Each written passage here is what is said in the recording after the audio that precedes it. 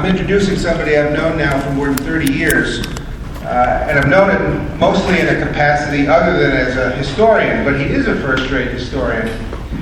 And it's worth noting that he spent most of his professional career not as an academic historian or an independent scholar, but as a professional journalist. He edited the best small market newspaper in New England for 3 decades, and along the way won a barrel full of awards for what he did and for his newspaper. For himself, he became a Nieman Fellow at Harvard, and he served for close to a decade on the board of the Pulitzer Prize, a rather significant honor. In 1983, Mike had a lapse of judgment, and he hired a young academic historian with a very skimpy journalistic record to write editorials for his newspaper, the Concord Monitor.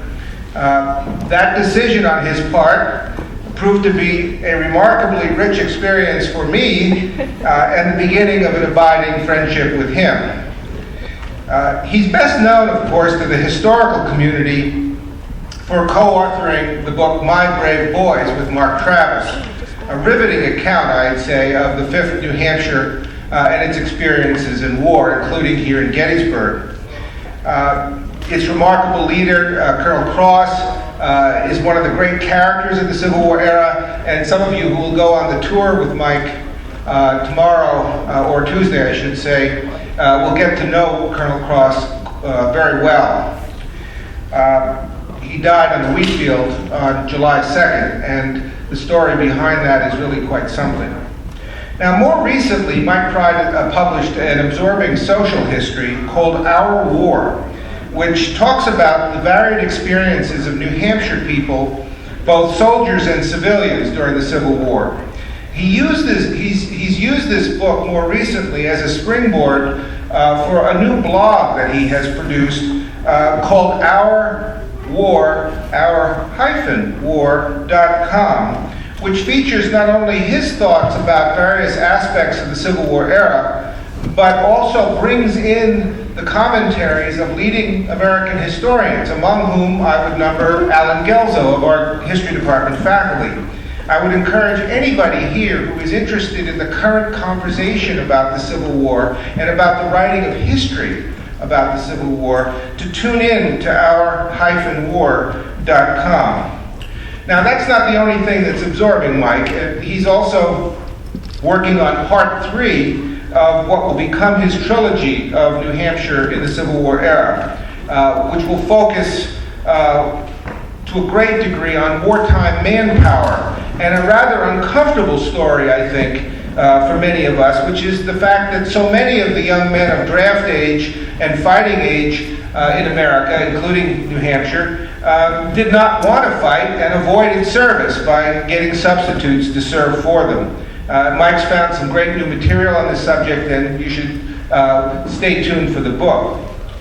For today's lecture, he's going to speak on the topic of the fraying of the Union in one northern state. So I hope you'll give a good Civil War Institute welcome to Mike Pride.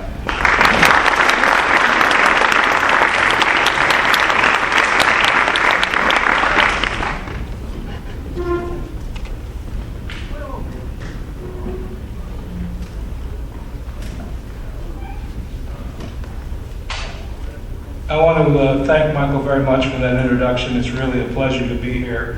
And it's also amazing to be introduced by one of your best friends. I recommend it. I highly recommend it. In my new book, I set out to show how the Civil War, from beginning to end, affected one state, my state, New Hampshire. The book is called Our War, Days and Events in the Fight for the Union. It tells the story, the big story, through 50 small stories, as the people of the time lived them. Men, women, politicians, journalists, lovers, clergymen, abolitionists, Shakers, a ship's boy, a former U.S. president, 2 cold-blooded murderers, a famous author, and of course, soldiers. The book has plenty of battle smoke, but mainly it chronicles the struggles of ordinary people to survive a long, bloody conflict. The glory days of the Civil War were that short period at the beginning, before any major battles had been fought, before the coffins started coming home or not coming home, before casualty lists from unknown or vaguely known American places filled the columns of the newspapers. In the spring of 1861, in towns and cities all across New Hampshire, local militias volunteered en masse after Lincoln's call for 75,000 troops. Soldiers from one city or town or neighboring towns made up many of the companies. In this way, men who in many cases were leaving home for the first time took a bit of home with them. And of course, they literally did that as well. This is the banner made by the ladies of Concord and sent south with Goodwin's rifles, Company B of the Second New Hampshire.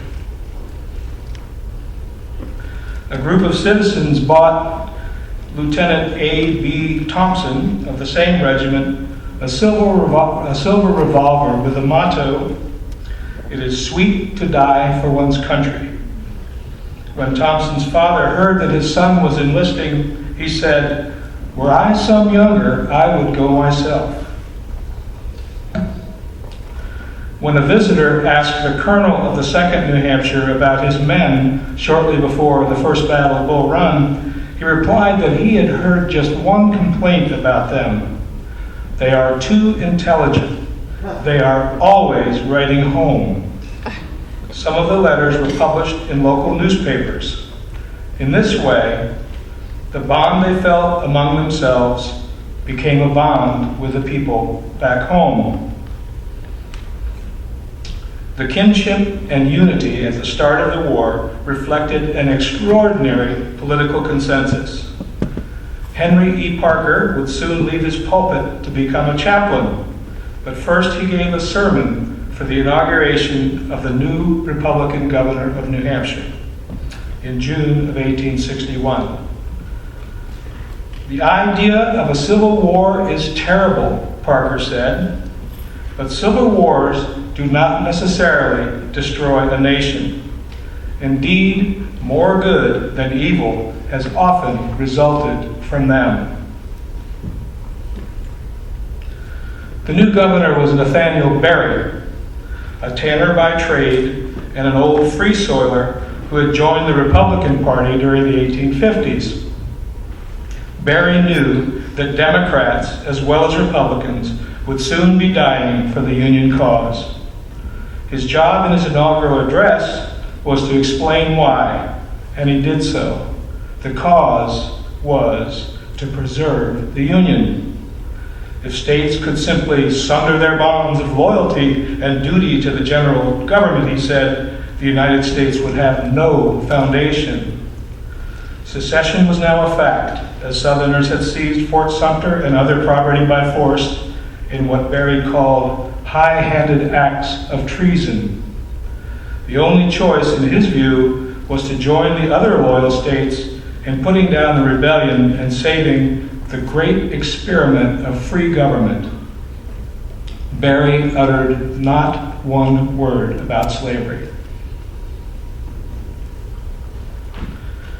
Other than a drumbeat of skepticism from the Democratic press and a minority of Democrats in the legislature, a minority of a minority, there was just one note of trouble in this picture of happy resolve during the opening months of the war. And it came from a different sort of Democratic newspaper. The Democratic Standard was one of 4 weeklies published on Main Street in Concord, the capital, a city of 11,000 people. The Democratic Standard differed by degree, but a very large degree, in that nearly every issue contained a diatribe about the inferiority of the Negro race and an angry lament about the folly of making war on our white Southern brethren. The paper expressed a notion about the war that sounded off-key in the patriotic chorus of unity. Here's what its editor wrote in May of 1861. When our land is filled with widows and orphans, and our homes draped with mourning, as they will be in 2 short years, and we then find our brothers of the same race still unconquered, all will be for peace. Then why not make it now, before all these tremendous sacrifices have been made? In time, events would bear out this prophecy, but to most people in Concord, the Standard's content made it seem as though the Charleston Mercury or the Richmond Dispatch had opened a bureau in a northern capital. Once the war began in earnest, what had been tolerated as an annoying exercise of free speech was called by another name, treason. When the Standard mocked the Union Army after its headlong retreat from Bull Run, its rhetoric was too scathing, too personal. That is because many of local boys had fought with the Second New Hampshire there, and some had been killed, wounded, or captured. 2.5 weeks after the battle, a knot of people gathered on Main Street in front of the Democratic Standard's offices. The publisher shouted defiantly down at them from a window above. He said he and his family armed themselves, an act that infuriated the growing crowd. Soon, men in the mob chased off the owners and began to hurl the newspaper's equipment and supplies into the street, where people piled them onto a bonfire. The mainstream Democratic papers protested the Standard's destruction as a blow to freedom of the press. But Republican editors saw it otherwise. One wrote, "A mob, a tumultuous, disorderly, and riotous assemblage is one thing. A mass meeting of the people, rendered indignant by treason or sympathy with treason, and prohibiting its continuance among them, is another and altogether different thing." Another editor wrote that the Standard had brought ruin upon itself through the utterance of treasonable sentiments, shameless siding with the enemies of our country, aiding and abetting the rebellion against our government, and mean abuse of the soldiers of the Union. So, unity with an asterisk prevailed in New Hampshire in the days of 1861. Let us fast forward to the beginning of 1863. McClellan's Peninsula campaign has failed. Antietam has checked a rebel invasion of the North, but at great human cost. The Fredericksburg disaster is fresh in mind. Bullets, shells, and disease have killed scores upon scores of New Hampshire boys. President Lincoln has altered the war's purpose from preserving the Union to freeing the slaves. The draft, only a threat in 1862, is about to be enforced. Free northern black people and former slaves will soon be in uniform. Unity is fraying, to say the least. New Hampshire elected its governors annually on town meeting day, the second Tuesday in March. And the 1863 election was critical. New Jersey and New York had elected Democratic governors in the fall of 1862, and New York's in particular became a thorn in the administration's side. New Hampshire's election was the first to be held with the Emancipation Proclamation in effect. Indeed, the state's Republicans, after ignoring the proclamation at their nominating convention, sent out a stable of abolitionists to get out the vote for their candidates in March.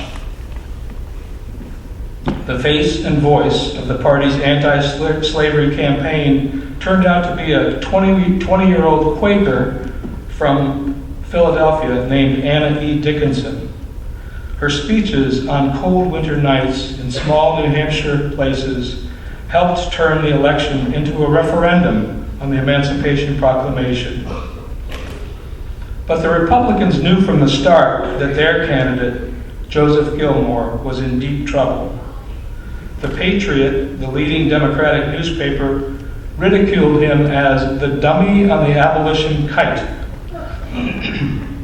and said he would enforce the draft, crushing the last vestige of constitutional liberty. The Patriot published a flood of defeatist letters from soldiers. One asserted that Union generals thought no more of losing men than of losing sheep. "I sometimes think the time has passed when we can conquer the South," wrote another soldier. For fear of being seen as someone who campaigned hard and then lost, Gilmore was ready to give up before Election Day. He told his campaign manager to please excuse him from further campaigning, as he would take it fair and easy. The campaign manager, William E. Chandler, who happened to be his son-in-law, read Gilmore the Riot Act. He demanded that Gilmore come up with $5,000 for one final push, and Gilmore caved in. You won't be surprised to learn that political tricks swung that election. Soldiers could vote only if they were present in the state. Just before town meeting day, Chandler engineered the furlough of a regiment with known Republican sympathies.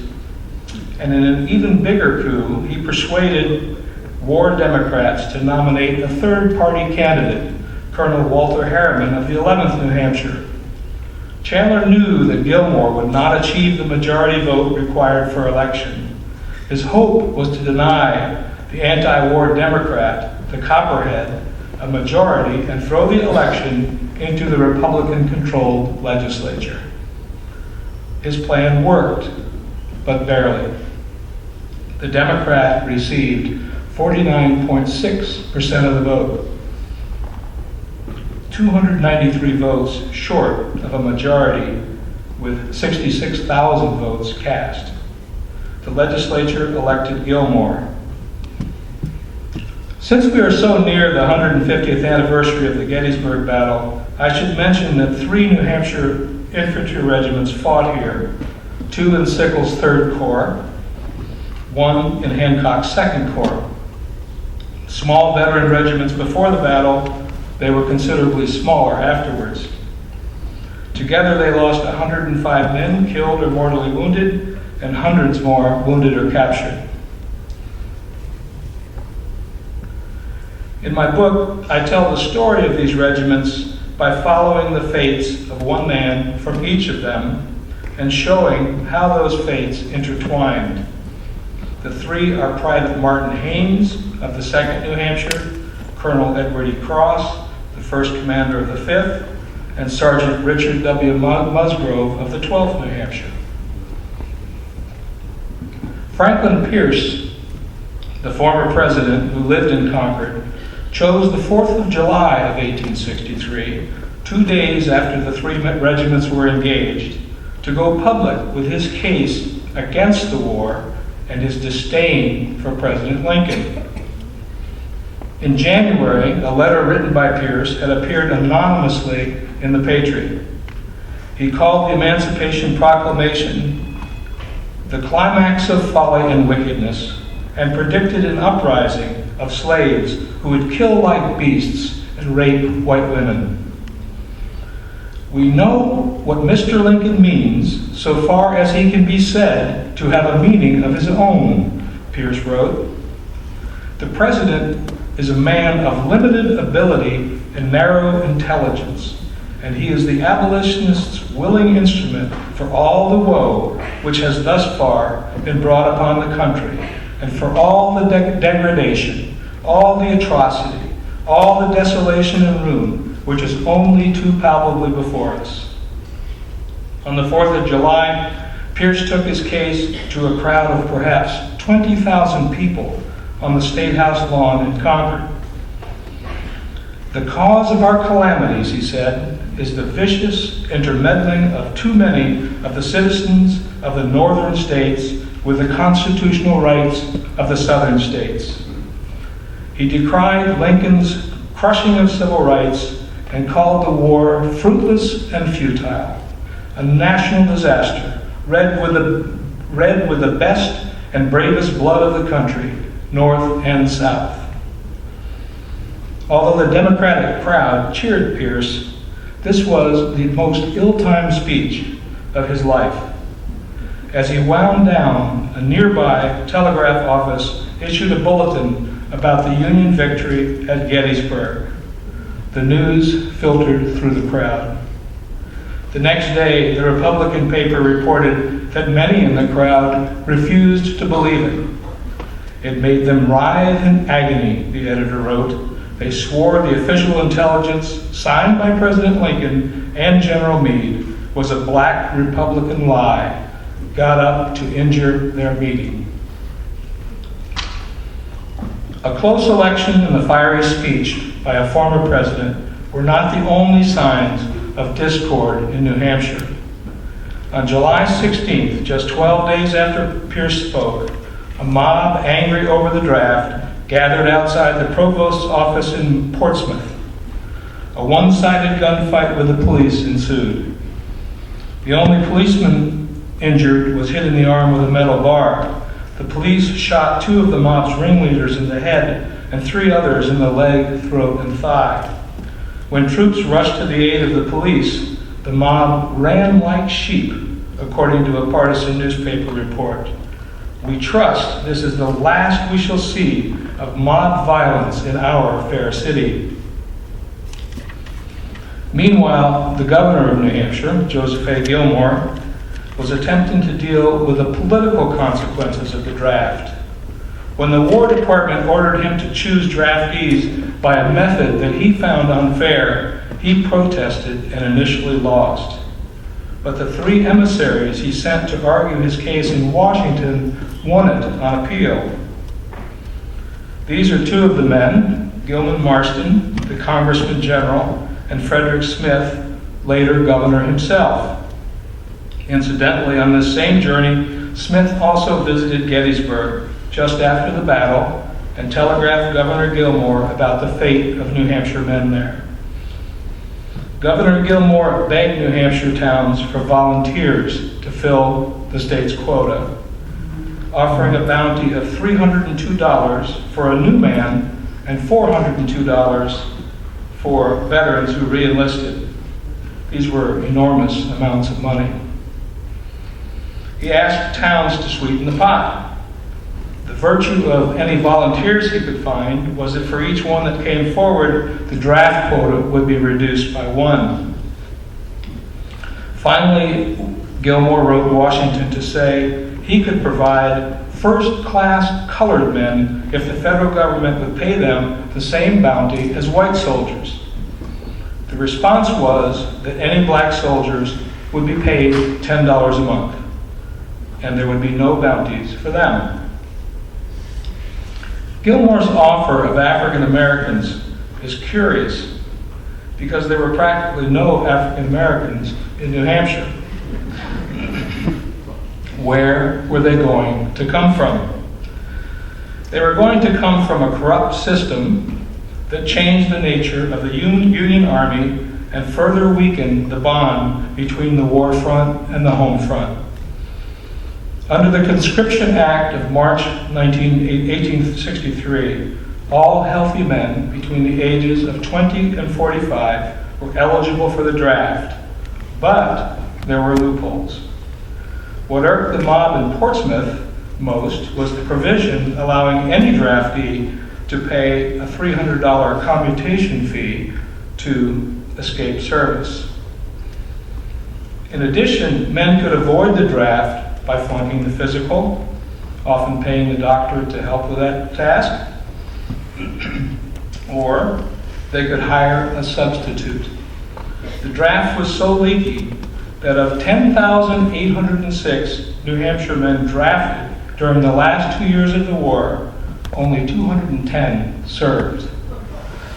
The state filled its quota only because, as towns competed to fill their quotas, they raised the bounties even higher, up to $1,000 a man for a bounty by the war's end. But at this point, New Hampshire had few men of its own to give. The scramble for substitutes created one of the great ironies of the era. While the war had been transformed into a fight to end slavery, to end the buying and selling of men, Concord became a market for the buying and selling of men. Towns that needed men sent buyers to the substitute supermarket in Concord, where hundreds of men were held in a pen that covered several city blocks. That's the blue shaded area on this map. To collect and maintain this supply of men, hustlers visited harbors and slums in New York and Boston to lure newly arrived immigrants. They prowled for free blacks in northern cities, border states, and even liberated areas of the South.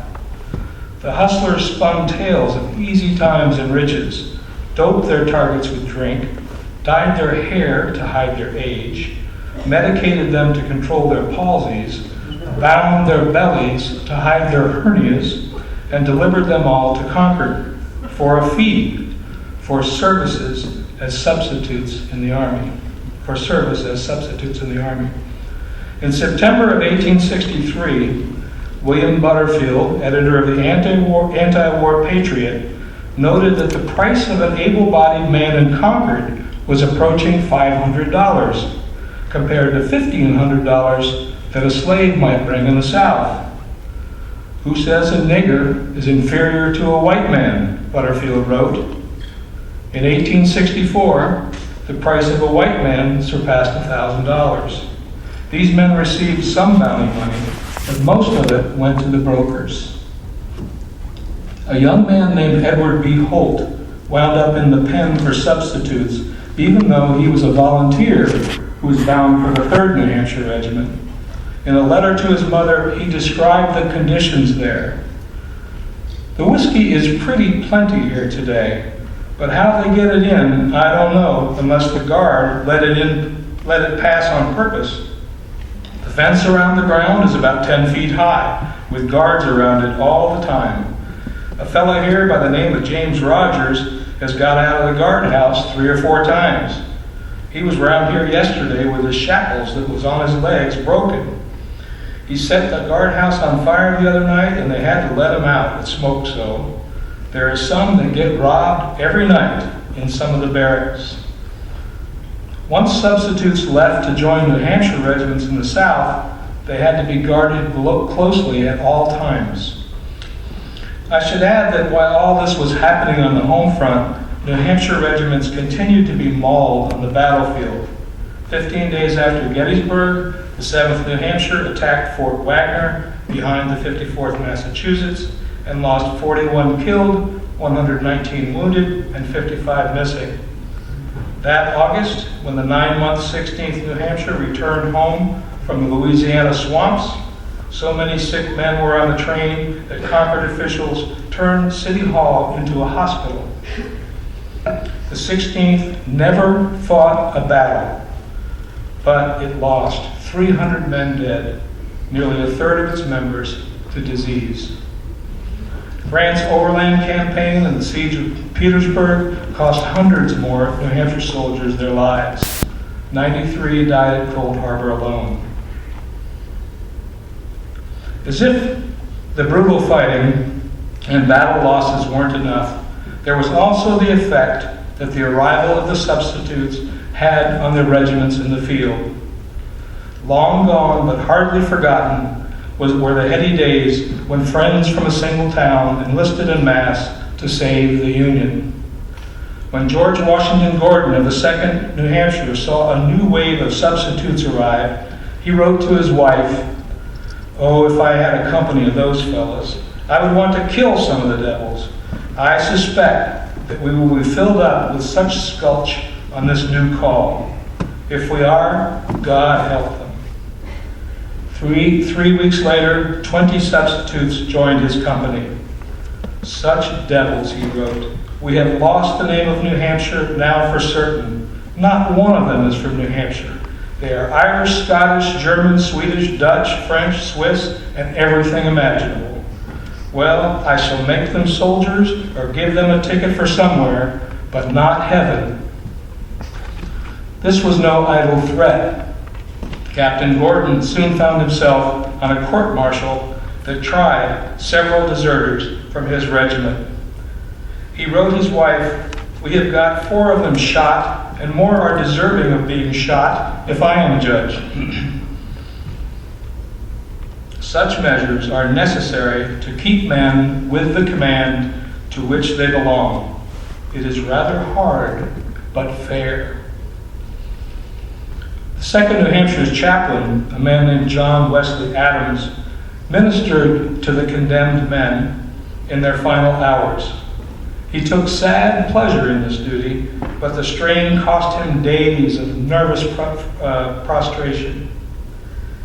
He wrote newspapers back home to complain, "If this regiment does not retain its character for efficiency in the future, the people at home may blame themselves and not us. Our good name is dear to us, and we will not cheerfully surrender it. But let New Hampshire beware how she insults those who have served most faithfully in her veteran ranks by filling them up, when depleted, with professional deserters and men who have to be discharged on account of mental imbecility." Martin Haynes, the private we met briefly at Gettysburg, summed it up this way: "When the bulk of the old men are discharged and the subs have all run away, what will be left of the glorious old 2nd Regiment, New Hampshire Volunteers?" I want to inject one final element about the soldiers' state of mind as the war drew toward its end. This is the abject hatred that many of them felt for the South. This stands in stark contrast to the attitude of friendly reunion and shared experience that took hold during Reconstruction. Here's a passage from the diary of Oscar D. Robinson, a captain in the 9th New Hampshire, written on April 15th, 1865. Robinson, by the way, was one of the finest letter writers and diarists I found in my several years of research, and I think this passage speaks to that distinction. So this is written on April 15th, 1865, a day that most of you have some sense of what happened. Cold, rainy, and disagreeable. He's in the trenches at Petersburg. 9:30 p.m. The wind howls and moans over the forests. The campfires gleam fitfully in the darkness. Great, jagged, dark clouds hang low around the horizon, deepening the sable fall of night.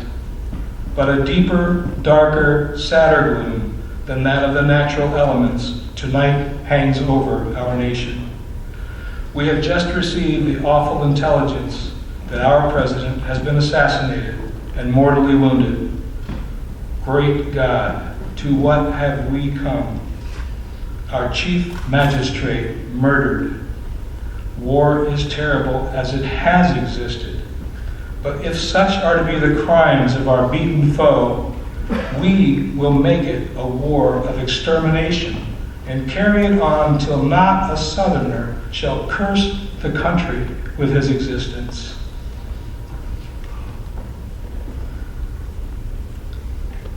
A war of extermination did not prove necessary. But once the shooting stopped, the depth of these feelings among soldiers reminded politicians back home of their duty. Frederick Smith, the man who had gone to Gettysburg to look after the wounded on the governor's behalf, was himself governor-elect when the troops came home. "The soldier has done his work," Smith said at his inauguration. "The statesman has now to do his." 4 years earlier, remember, the new governor did not even utter the word slavery in his inaugural address. But when Smith spoke of the work to be done, he specifically meant passage of the 13th Amendment, abolishing slavery, and giving the vote to freedmen. To the soldiers, this transition to civilian power was most welcome. like soldiers in all wars, they just wanted to go home and mend the tears that the war had caused. I want to thank you for being such an attentive audience, and I'll be glad to take some questions if you have some.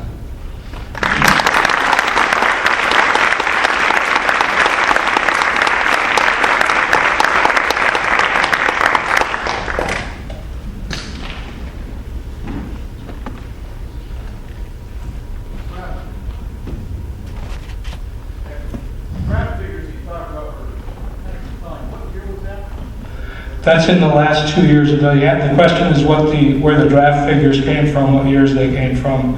And they came from the last 2 years of the war. For each time Lincoln made a call for more troops, the state got a quota. It broke that quota up into towns and cities, gave them quotas. So less than 2% of the people drafted actually served. Yes? In research I've done on the 77th New York, I know in post-war during the Union, emancipation became a more prominent theme among soldiers than it was even during the war. Do you know if that was the case in New Hampshire? The question is whether emancipation became more of a theme for veterans than it had been for the same men as soldiers. I don't really have a lot of information about that, except that I did read several months and maybe 3 or 4 years worth of a veteran newspaper that was put out by the state GAR. And what I observed in there was really much more of the reunion theme and much more of the theme of using the N-word fairly regularly, telling jokes about, stereotypes and all those kinds of things. So, and then later on, I do particularly in my epilogue, I have a few little stories of men who went south after the war and seemed quite satisfied with the Jim Crow South. So I didn't really find a lot of. The politicians, yes, and politically, Republicans stayed in charge in New Hampshire for a good many years afterwards. But I do think that great impulse to want to go home after the war really means what it says. They really did want to go home. Anyone else? Yes, I'm sorry. What became of the groups of people who were, so to speak, impressed into the army during the draft phase of the war? The people who were sort of shoved in by the brokers and all. Did any of them return to New Hampshire? Did they blend in with the rest of the soldiers, or I think that this is a question about what happened to the substitutes once they got in the field and later on. There's some variety in what happened, of course. There was one soldier in the 7th New Hampshire. A lot of it depended on the attitudes of the officers, the way they spoke about these men. In the 7th New Hampshire, there was a lieutenant who spoke of them before the Battle of Militias, when a lot of them went in green, as being just as educable as the original volunteers. That some of them were good soldiers, some of them were bad soldiers, but good training would make them good soldiers. But for the most part, that was really an anomaly. For the most part, they were just hated. Even in the 1880s, when a fellow by the name of Augustus Ayling, who was a Massachusetts veteran, became Adjutant General of New Hampshire, he compiled a complete roster of all people who had served in New Hampshire. And he also listed all the casualty figures for each of the regiments. And when he did that, he did it in 2 separate columns. There's a column for the original members and volunteers who were killed and wounded and missing in action, captured. And there was a column for the substitutes, as though they were something totally different.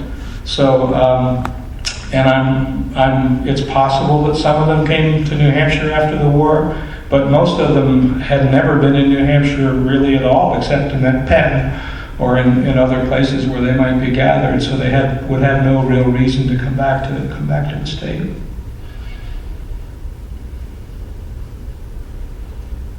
Thank you so much. It's been a great audience.